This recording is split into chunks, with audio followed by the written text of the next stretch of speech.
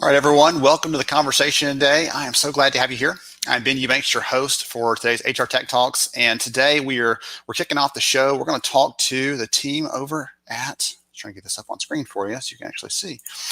We're going to talk to the team, Kelley from Hitch. She actually is president, founder of the company, and I'll go ahead and bring her on. Instead of just talking about her, we'll talk with her here. So Kelley, welcome to the conversation. Thank you, Ben. Good to be here. I am glad to have you.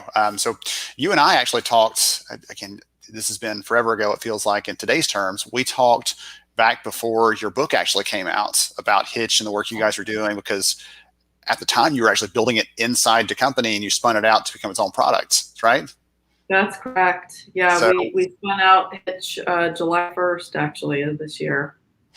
So goodness, so it was a while back then. I didn't realize it was so far. So before we jump into the conversation, I gave everybody a little bit about you, your title, but tell us a little more about who you are, what you do, what your background is. Yeah, so I am the founder and CEO of Hitch, which is a cloud-based SaaS internal talent mobility platform. And I spent the last 13 years really as a CHRO.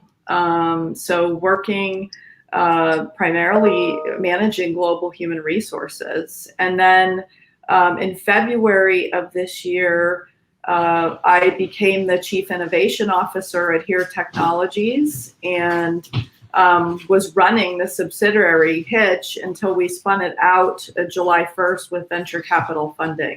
So it was incubated at Here Technologies, used as an internal platform, and then we just found that although it wasn't core to the business, there were a lot of companies who really could use this type of platform.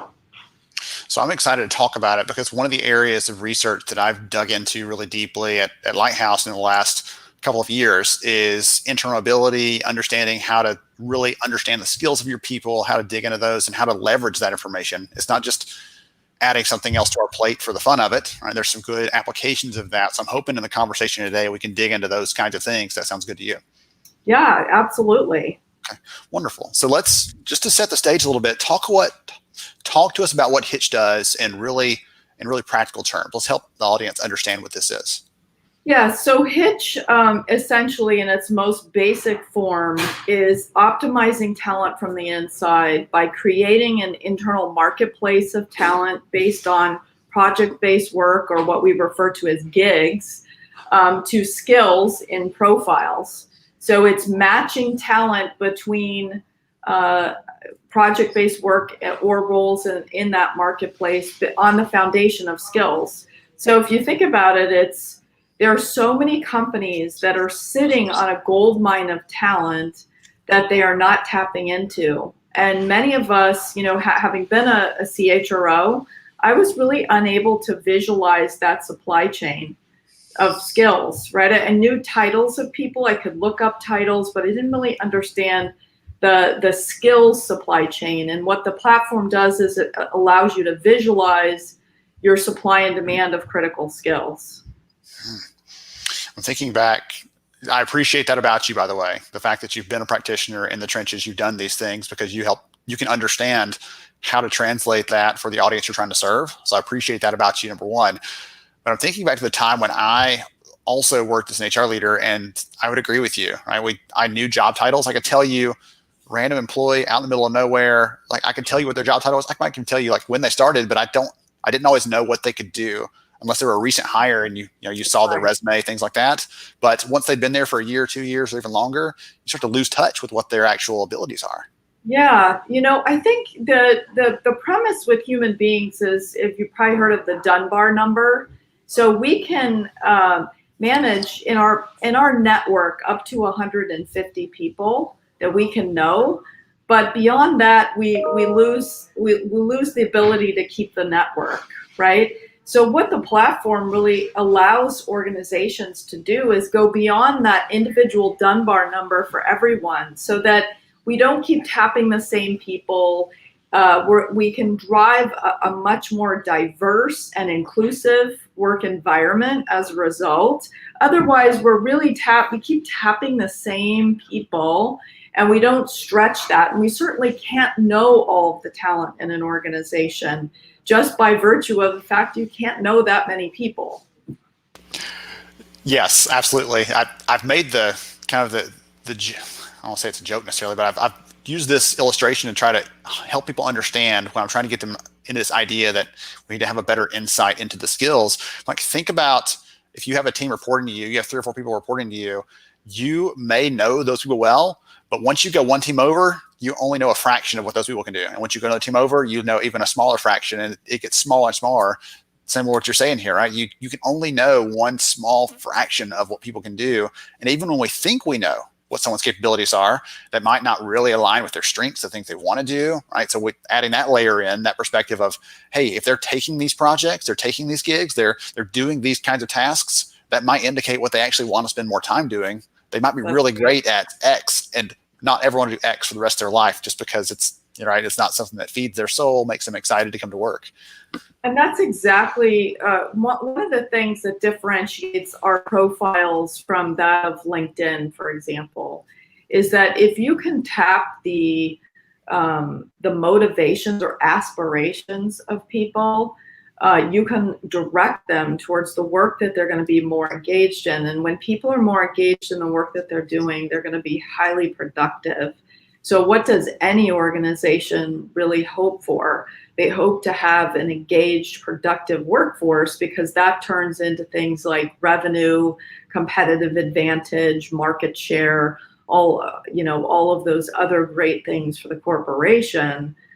For the individuals, when you spend 40 hours of your week at work, right, to have that work be meaningful is really important. And one of the things that came out recently in an HBR periodical about, purpose-driven organizations is having people who are purpose-driven as well. So if you can actually tap into what it is that drives people and motivates them, you're more than likely not going to leave them behind. You're more than likely going to drive those levels of productivity that any company can dream of. And as a country, I hope that our GDP starts to take lift from where it is right now as a result. And I think it's just been missed somewhere in the workforce. We haven't really been thinking about, hey, what are people really motivated to do? And if we could direct them to that work,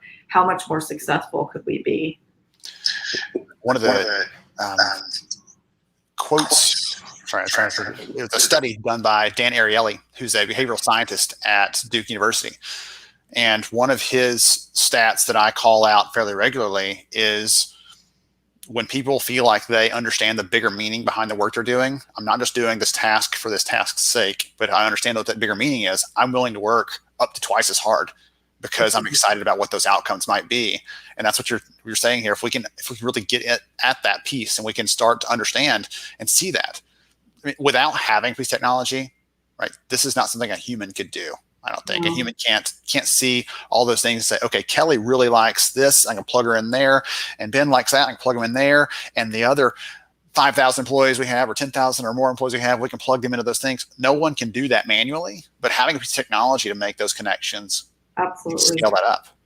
Yeah, and I would say that one of the things that typically falls off in a people manager, right? You know this from being an HR leader, is that we can manage the work and we're incented really to manage work, but developing people sort of falls off, right? In the time that we have to devote, we focus more on managing work. And I think what this platform allows is it democratizes a lot of that process. It allows people the help to identify their skills where they have strength and direct them towards pathways that allow them to demonstrate those skills or learn those skills on the job. And in a world that is moving so rapidly, the shelf life of skills is very short. We know that automation is taking hold of a lot of jobs, that we don't want to leave people behind. And if we can kind of have that marriage between what people love to do, directing them into new pathways, and ensuring that they are learning and being developed, right, while they're at work, I think that is a very strong value proposition, right? That is going to keep your people working in your enterprise if they feel like they're learning and growing and being challenged, because they are themselves are becoming more marketable. Absolutely. Well, one of the things when you said that, it kind of kicked this thought in my head.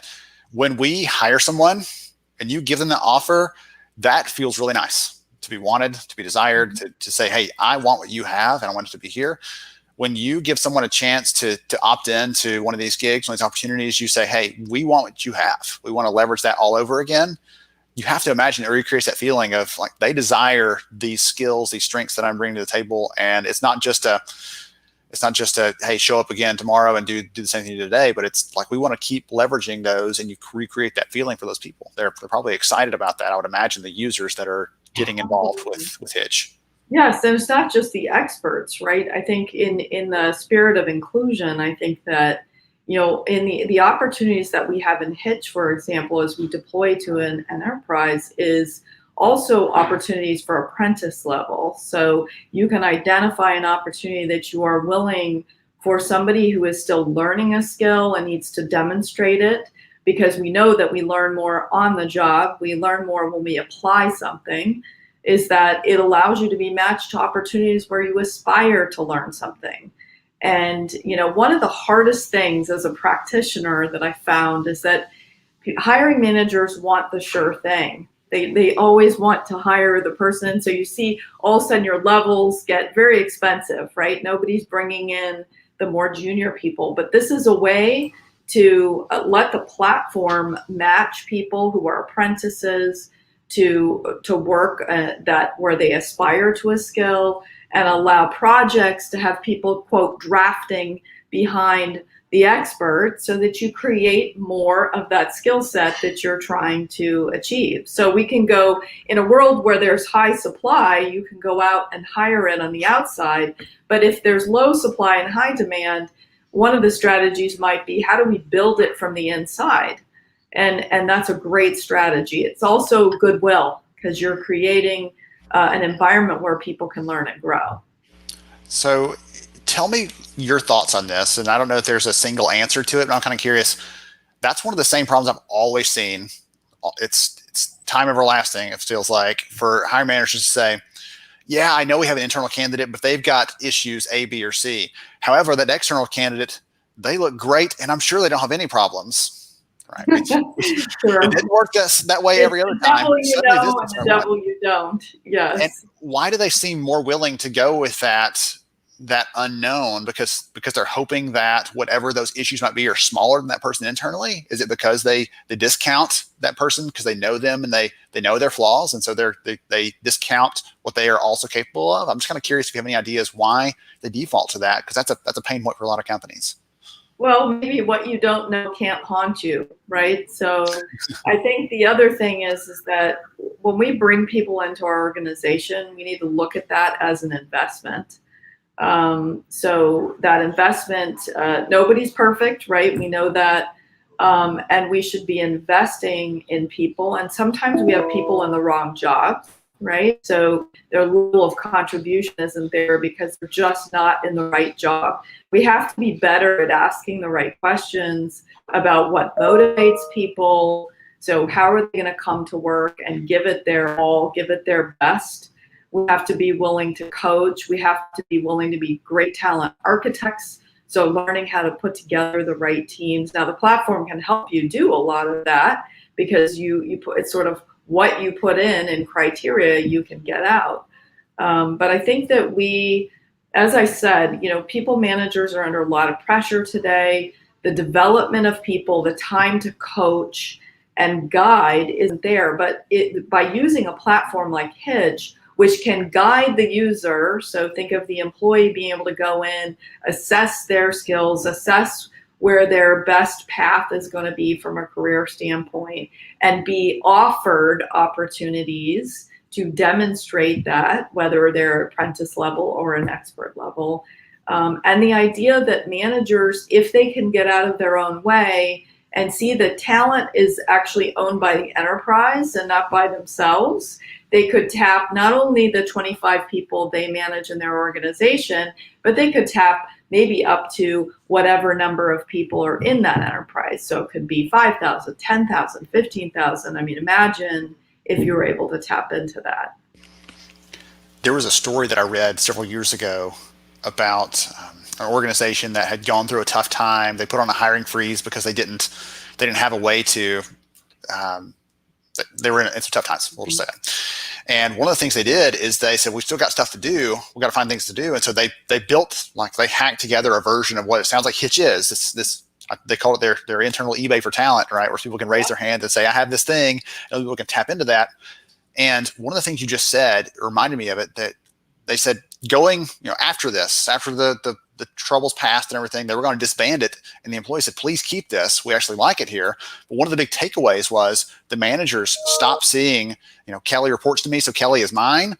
They saw Kelley as a resource for the entire organization. They saw each person on their team as a resource that could be used as the rest of the organization needed them to, because it was, they were, I don't know if it was because they went to that crucible together and they were like, now we're okay for that, but it changed that fundamental belief that this person reports to me, so I own them and their time, and it just opened that up a little bit. You said democratizes, I think, is the term you used, and I love that, to create the picture that the talent in the business isn't owned by you. The minute you think it's owned by you, they'll find somewhere else to work, and so we got to think about that a little differently. Yeah, I think the hoarding of talent really came from the constraints that we put on it. The fundamentals of capitalism, right? Grow something from nothing, but own it, drive it, be accountable. I think some of it was the right things, but I think the thing we missed is that we actually, in a model of scarcity, that notion that you have to manage by constraints works, but in a world where you think of abundance, right? So we have 10,000 people in our organization to tap into. It makes you think differently, and makes you act differently, and even, as you said, the eBay for talent, as you mentioned. Well, it's only valuable under these constraints. Actually, no. We will always go through economic cycles. If anybody studied economics, it is the way that the world works. We work in there's 5 cycles, basically, we all go through. Some of them are not the ones you like depression, recession. Hopefully you don't experience a depression again. But a platform like Hitch, or like you referred to, the eBay of talent, is actually valuable whether you're in a contracting economic landscape or a growth picture. So on the contracting side, the use case is around business continuity and redeployment. And then in a growth landscape, it is defining your employer value proposition of its talent mobility, its competitive advantage, its best use of retention, a retention lever. So whether you're in a growth landscape or you're hitting liquidity challenges and you cannot hire, this is not a strategy or a platform that would have to go away. It can be very useful in both contexts. And you just talked about like the business uses, the business value of that. I'm gonna put a comment up here from Kamika because I thought it was telling. It's not only that. Remember, you and I talked about this earlier, but it's easy to think, oh, it's only this or it's only that.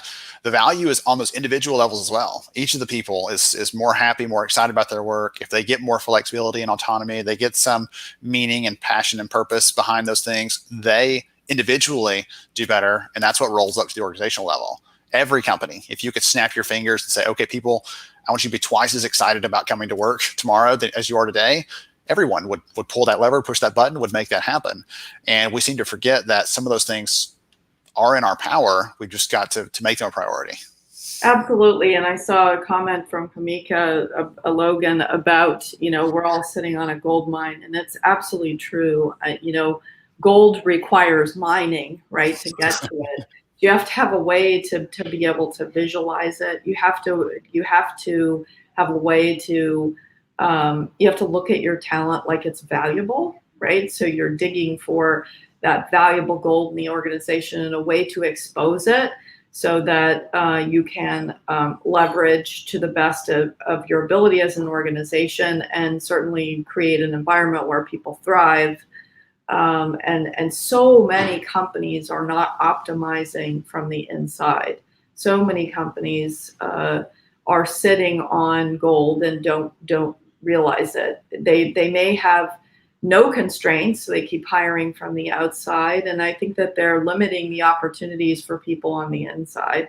Not to mention, one of the things we learned at Here Technologies, where I was the CHRO and most recently the Chief Innovation Officer, is that we not only were able to give people a lot of opportunity or mine that gold, but we also saved the company a lot of money doing it. So there's so many people that want to raise their hand and contribute. Nobody goes to work every day and says, how can I not contribute today? Right?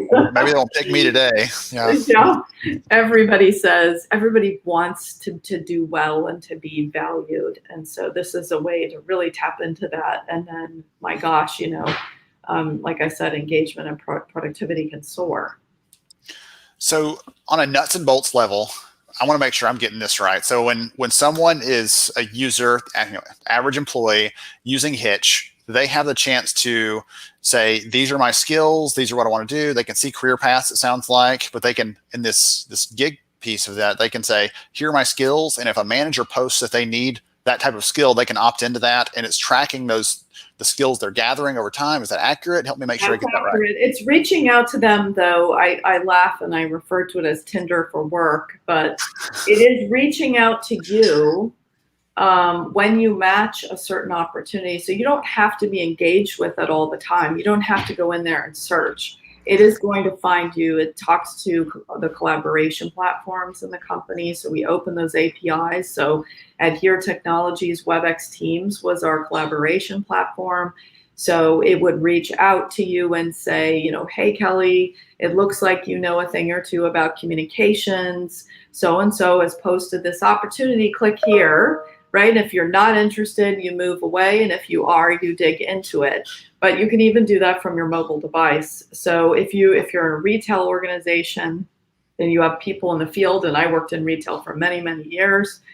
Even people in the field can be connected to some of those opportunities. And if you think about it, I know when I was with Gap Incorporated, we had a program called Bridge the Gap, where we would put, for example, the Old Navy architect that's sitting at his desk designing stores kind of in a vacuum.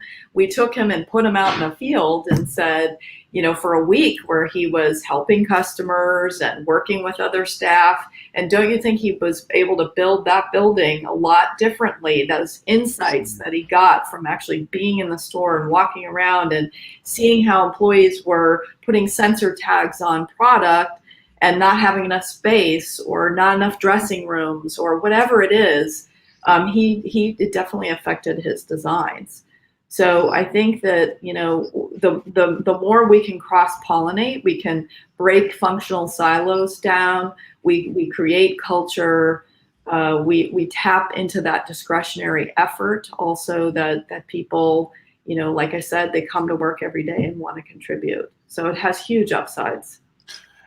One of the other thoughts that I had, we did a study last year on reskilling employees and the risk involved in increasing automation, and dug into some of those things there. We asked the employees how they felt about that, and the workers how they felt about that. But we also asked talent leaders about their thoughts on, should we be developing these people? Should we be just looking to hire for these skills, things like that? And one of the things that came away that seems very relevant to this conversation is when we asked talent leaders, they said, when you get down to it, hiring these people, developing them, growing them, hiring from within versus going out to the market, it's less risky, right? It leads. We know in general, if they're still here, they're probably a fit for the values of our company. And they understand what we're trying to do, the kind of customers trying to serve. And so it's much less risky to just take those things and go with that. And again, I'm loving the ideas and things you're sharing here around how to leverage this, how to add value. I had one more thing I was going to tell you right there, and I lost it completely. I was going to ask the talent hoarding piece. Mm-hmm. Talk about that a little bit, because I'd imagine the people listening, if they don't have a manager like that right now working in their company, they've experienced that somewhere along the lines. But those managers that say, "You're mine, I'm going to hold on to you."